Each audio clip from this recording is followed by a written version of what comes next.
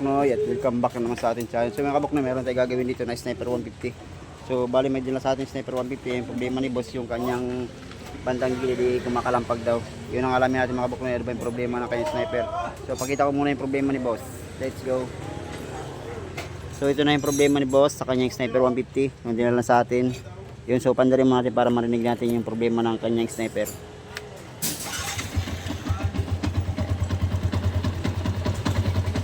Yan, kung napapansin yung mga kabuknoy, malakas yung kalampag niya.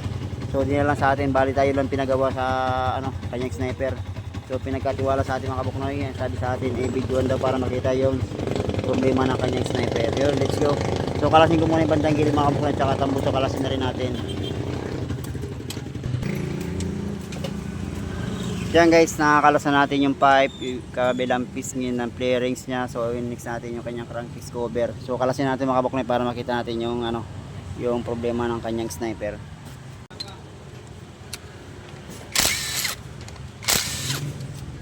Yun, so bali matagal na palang problema ni boss to, yung kumakalampag. So bali lang sa ating pinaubaya itong yung problema ng kanyang sniper na makalampag.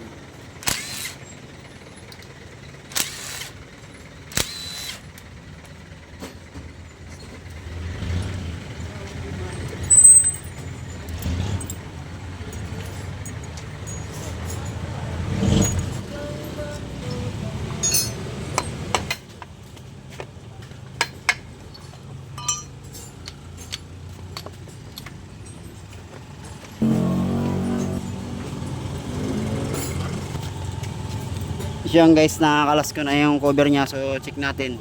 Ayan o. Mapapansin niyo mga kabuk na yung kalampag niya ng dito nang gagaling sa kanyang cross housing. Ayan o. So yung lining niya rito sunog na rin. So magpapalit na rin tayo niyan. So tanggalin po muna yung cross housing para ma-check natin na maayos.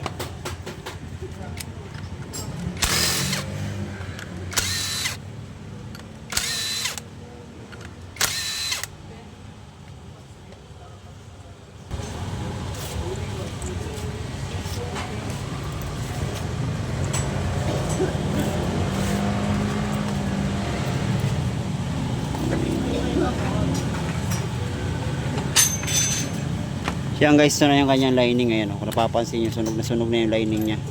Ayan o, pati na yung yung plate sunog na rin, lining. So napapansin ko dito, parang wala na tagang hatak to. So sobrang sunog na mga kabuknoy.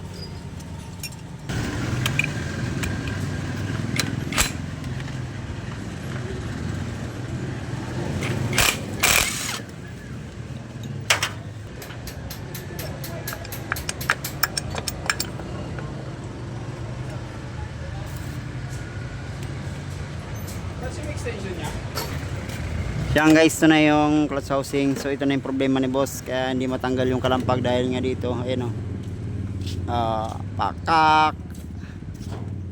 Aray ko mga boss, ito na. So ang gagawin natin dito, pare-rebit natin. Ayan, papalitan natin ng damper sa loob tsaka yung pin na yan. So mayroon na pala sasabay tayo dito, yung barako rin, re-rebit na rin natin mga bossing. Ayan o. So sniper, ito yung barako naman. Let's go. Ito na yung parts nya. Yan. Yan mga boss, may dala yung yung may-ari ng oil seal sa may bandang crankcase. Ayan.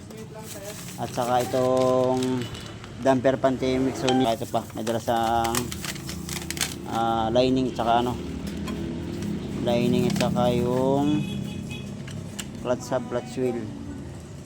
Ayan guys.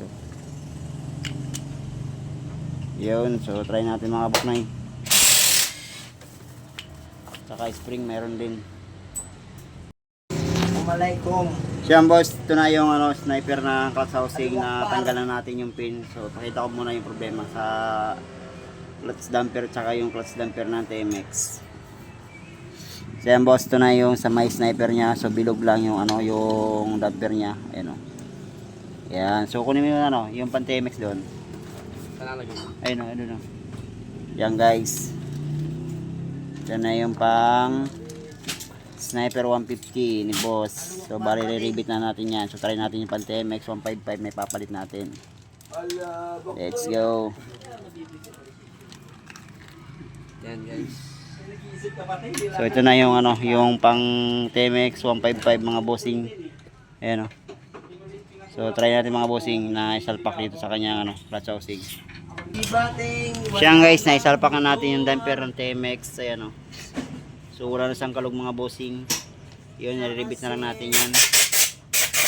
Ayan. So let's go. So i-rebit ko muna mga kabuknay. Ito na yung ating clutch housing na i-rebits na. So ito na yung papalit natin na oil, yung advance long ride mga kabuknay. At saka itong kulan niya, papalit na rin tayo. Yun, so magpapalit tayo ng clutch housing. Ayan o, clutch hub at clutch wheel. Yung Pag Sniper 155 na ipapalit natin. Yun, so ito na yung kanyang luma. Yan guys. So ikabit na natin yung kanyang clutch housing. Yan guys, nakapagpalit na tayo ng oil seal. Ayan o, napalitan na natin mga kabuknoy. So pati gasket, nagpalit na rin tayo sa embossing, napalit na tayo ng gasket.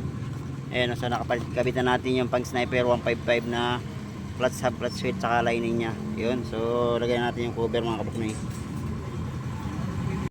Yan guys, goods na yung ano, ginawa natin ano, Sniper 150. Oh, tinisin mo na, okay na? Ay, grabe kagad na dagdag. Shout out kay Dad.